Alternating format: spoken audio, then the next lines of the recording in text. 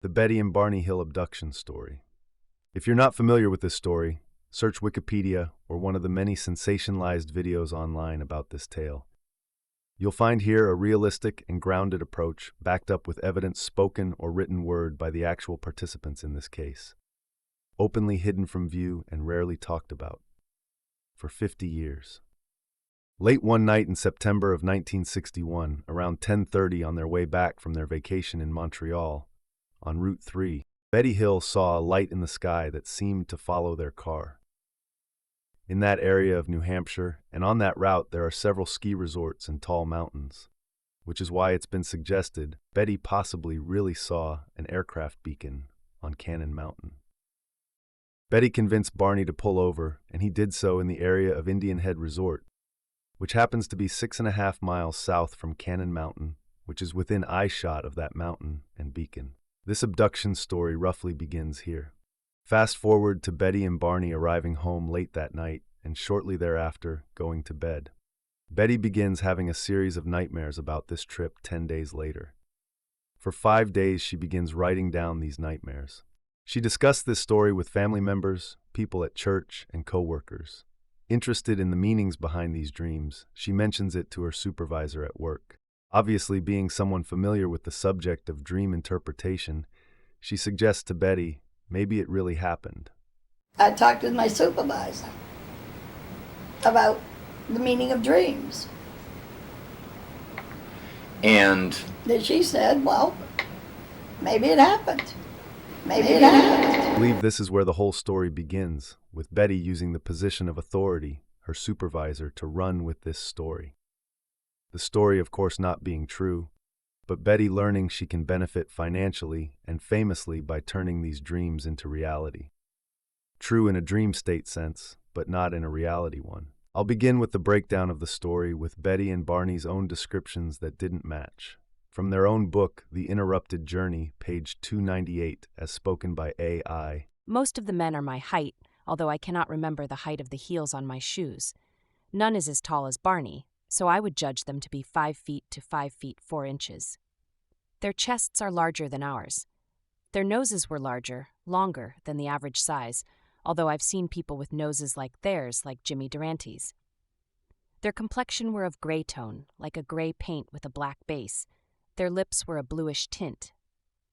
Hair and eyes were very dark, possibly black. Here's a video clip from a television interview with Boston historian John Horrigan from 1999, and one from a couple of years earlier on GBH Boston from 1997. Notice now her description change of the aliens in both. Larger eyes than ours, smaller nose, and smaller mouth. No protruding part of the ear and no hair. so But they're people. nothing like these classic grays you see your Whitley Street. I don't know, I've never seen those. Eyes are wider spaced than ours. Okay. See? Right. The nose is smaller and a thin slit for a mouth. No hair, no protruding part of the ear. So Betty can't even get straight how the aliens looked within her own mind. It doesn't end there. Listen now to how Barney described the aliens. Transcript from Barney's Hypnosis, page 90. Barney, why? What do they want? What do they want? One person looks friendly to me. He's friendly looking and he's looking at me over his right shoulder and he's smiling. But, Dr. Simon, could you see him clearly? Barney, yes, I could. Dr. Simon, what was his face like? What did it make you think of? Barney, it was round. I think of a red-headed Irishman. I don't know why. I think I know why. Because Irish are usually hostile to Negroes. And when I see a friendly Irish person, I react to him thinking I will be friendly. And I think this one that is looking over his shoulder is friendly. This is a minute later where Barney picks up the transcript. Barney, and the evil face on the, he looks like a German Nazi. He's a Nazi. Dr. Simon, he's a Nazi. Did he have on a uniform? Barney, yes, Dr. Simon. What kind of uniform? Barney, he had a black scarf around his neck, dangling over his left shoulder. Barney mentioned they wore shiny black uniforms earlier. So not only Betty's own retelling of how the aliens looked didn't match each other, but Barney's description how they looked is completely different too. The inconsistencies don't stop there. Earlier in the transcript on page 15 of The Interrupted Journey, Barney describes this UFO. Barney. Now the enormous disc was raked on an angle toward him. Two fin-like projections on either side were now sliding out further, each with a red light on it. The windows curved around the craft, around the perimeter of the thick, pancake-like disc, glowing with brilliant white light. Betty goes on to describe the UFO she saw and was aboard with Barney. Strangely nothing like what Barney describes from a television interview. You know, the old-fashioned straw hats that men used to wear, the flat crown and the brim, that's what it was shaped like. So Betty can't get the look of the aliens, or even the entire spaceship, to match Barney's. You would think sharing the same abduction, that's one thing that should at least be the same. This again isn't the only thing that makes you question the believability of this case. Next you'll hear from the Hill's hypnotherapist, Dr. Benjamin Simon, who spoke with radio talk show host Larry Glick shortly after the UFO incident aired on TV. Here Dr. Simon responds to Betty's claim and supporters of this incident that Betty's and Barney's story matched 100% all the way through. The story was fantastic and unreal, and either had to be rejected or accepted. Then, at that point, I became aware of something. That at the point, up to the point of the sighting and those experiences, the two stories were exactly alike, and everybody had said, well, they are alike all along. But they weren't alike. Betty's experiences were far more vivid, far clearer, and much more material there than Barney, who simply felt himself as being supported with his eyes closed. What turned up then, as I reviewed it all, everything that Barney had said, which was very little about that abduction, was in Betty's story. She saw it, she saw him being dragged away and all that. Nothing of Betty's story, but nothing was in Barney's story. So they were not alike from that point on. He asked Dr. Simon about the 2 hours Betty claimed were missing because they were being abducted. What about his testimony about the 2 hours? Did it coincide with her testimony? Both of them gave the same. Right. However, in giving it, they both gave the answer to the 2 hours. It was very clear. It was not due to that abduction, which they suppose had taken place in the 2 hours and had been repressed on instruction from these visitors. I was just wondering if we took two other people and had them experience something for 2 hours, would their testimony be identical, or would they differ? Well, if it was true, they should be identical. Everything else was identical up till then. But now the question, they two were not alike, very, very markedly different. Here Dr. Simon struggles with the logic behind the examination equipment these aliens used. Seemingly Earth-like. So, realizing then that this difference was critical, Betty gave by far the most elaborate story, the needle in the navel and all the things which I can't stop to describe. They're all a part of the story in the book and in the movie. Some fantastic examinations, resembling things that you might find in an American hospital.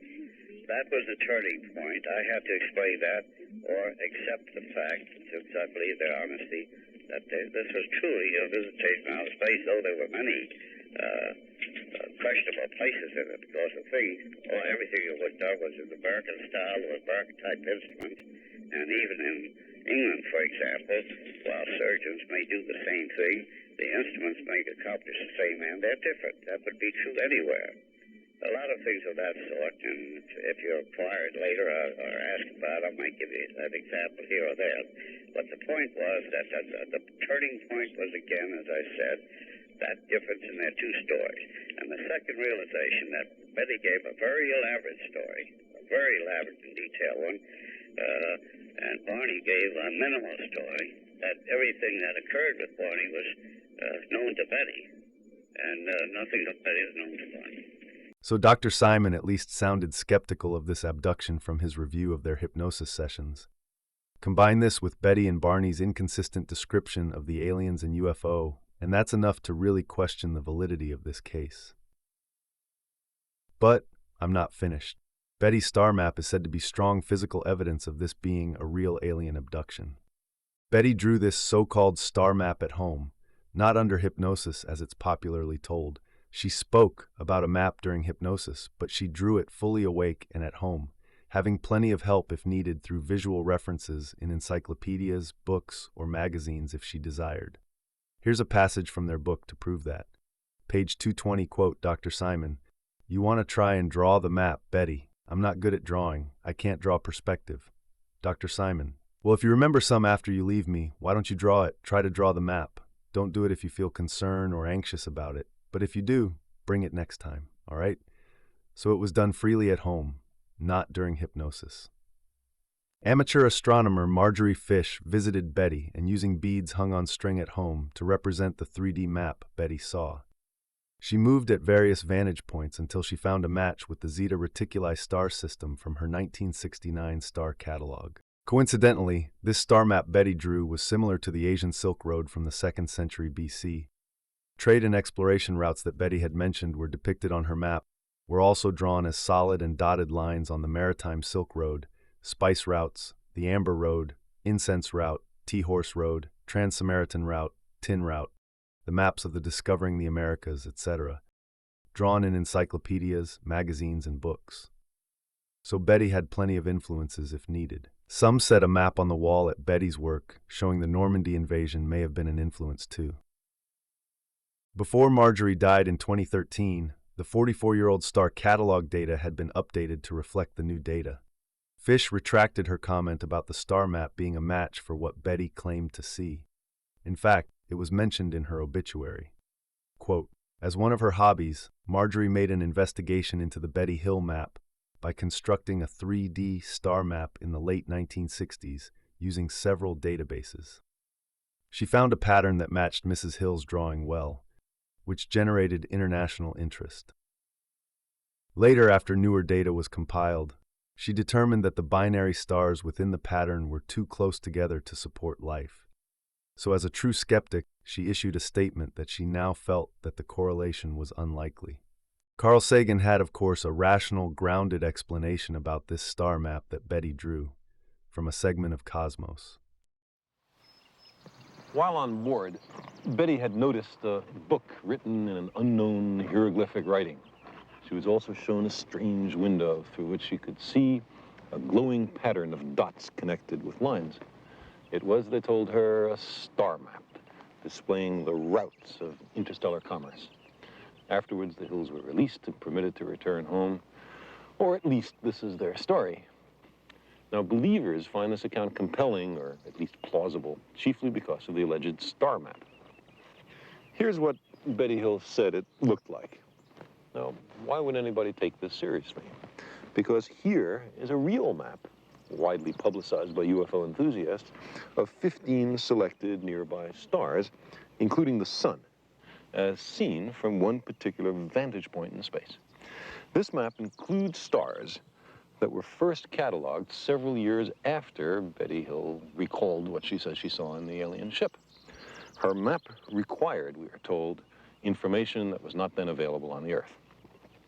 There is a resemblance between the two maps, but that's mainly because the lines corresponding to navigation routes have been copied from the Hill map onto the real star map. If we were to substitute some other set of lines for the Hill lines, we find that the eye suddenly is biased against seeing any agreement between the two maps at all. To make an objective test, however, let's remove the lines altogether. And then there's very little resemblance left. But these particular stars are selected from a large catalog of star positions. Our vantage point in space is also selected to make the best possible fit with the Hill map. If you can pick and choose from a large number of stars, viewed from any vantage point in space you want, you can always find something resembling the pattern you're looking for.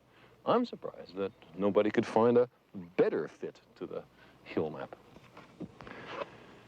The Hills' own psychiatrists described their story as a kind of dream. There's no corroborating evidence.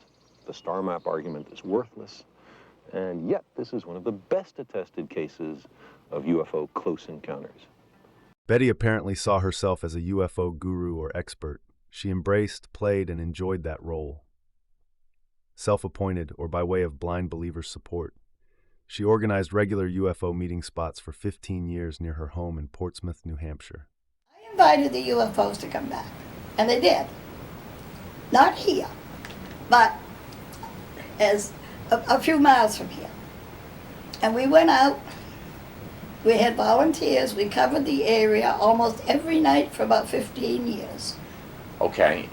And we had scientists, we had labs with testing equipment, we had the military, we had half the people who lived in town observing, and we got loads and loads of information about UFOs, but we also got hundreds and hundreds of pictures.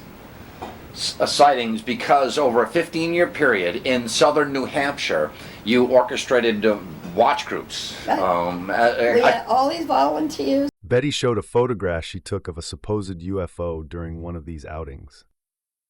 To me, it suspiciously looks like the large halo of light in the background given off of one of the two Whaleback or Portsmouth Harbor lighthouses a few miles from her home in Portsmouth, with one of the several bridges in Portsmouth shadowed in the foreground. I say this because people who went to one of these UFO sightings said Betty would even confuse streetlights, etc., for UFOs. Next, she talks about how she came to find this spot. Driving to my mother's house Yep. at night, coming home from her house at night. Usually, Bonnie and I would be paced by, we'd have a UFO on each side of the car. And then they'd go ahead of us and we'd follow them. And they led me to these spots. They led me to this spot. She claimed she could sense when UFOs were around too. So you are a center or focal point, or somehow you tend to attract UFOs. Is that if Betty Hill wants to see a UFO and puts her mind to it, UFOs will come? No. But sometimes I say that I think it's almost like a atmospheric change of some kind. I can be sitting here and I can UFO go over the window and there it is. Okay, so you have a feeling. There's something, an urging. Maybe it disturbs the air currents or something. She also claimed to see thousands of UFOs. Here she talks about her latest sighting as of this interview. When was the last time you saw a UFO? This being 1999. I looked out the window the other night and two of them was flying. Wow. But it was a very, very poor sighting. I could tell it was a UFO because of the altitude and speed and lighting. Betty also claimed a UFO crashed in her area of New Hampshire, but it went unreported. We had a UFO crash here. Where's here? In my area. In southern New Hampshire. And I went out there and all the people running, UFO crashed. Oh, maybe we ought to call the military. Maybe we ought to call the police. And I said, no, go home and leave them alone.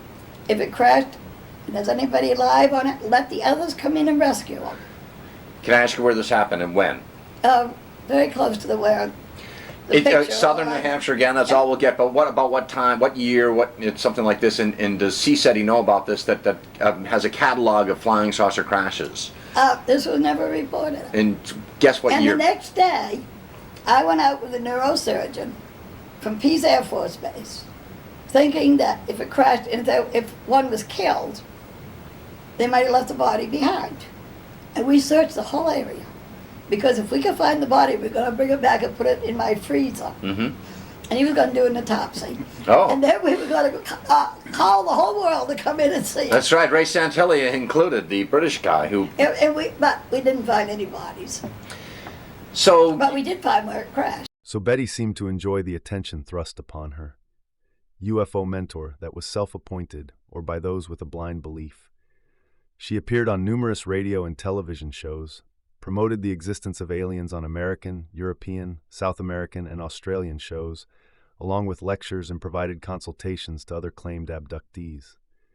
She boasted once of doing over 250 radio interviews. This is a clip from another radio program taped in 1967 with Betty and Barney, where radio host David Schumberg reads a statement by their hypnotist Dr. Benjamin Simon, which I think explains what happened. Please note that in his earlier radio interview, Dr. Simon mentions UFO as unidentified flying object, not as an alien-piloted flying object. evidences that pointed in another direction, which leads to the fourth possibility in his various hypotheses, which he calls the dream hypothesis, and that is that Betty, after the experience, had certain dreams, and that after a period of time, the dreams became reality. And the doctor pointed out that although under hypnosis, the patient always tells the truth, it is the truth as the patient sees and knows the truth himself, but it is not necessarily the ultimate non-personal truth. And the doctor said he found many evidences that there was a strong stimulus from the very first experience that you had in sighting this object, a very strong stimulus towards believing the existence of the flying saucer. And the doctor said to me, I do believe that they saw an unidentified flying object. And his final word on the subject is that there is very strong evidence of dream content, and that of all of the hypotheses that he examined, the dream hypothesis is the most likely one, and that is the burden of his present summary. Just final thoughts. I tried to let the participants in this incident speak for themselves and not let random skeptic opinions like myself interfere. But I'll just say it sounds like to me they truly did see a light they thought was a UFO, with some saying possibly Cannon Mountain aircraft beacon, in which upon returning home, Betty had a series of nightmares, and that turned into her abduction story.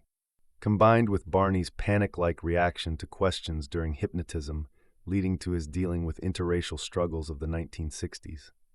That's why the Irishmen are hostile to Negroes and angry Nazis. Statements are manifested into these so-called aliens.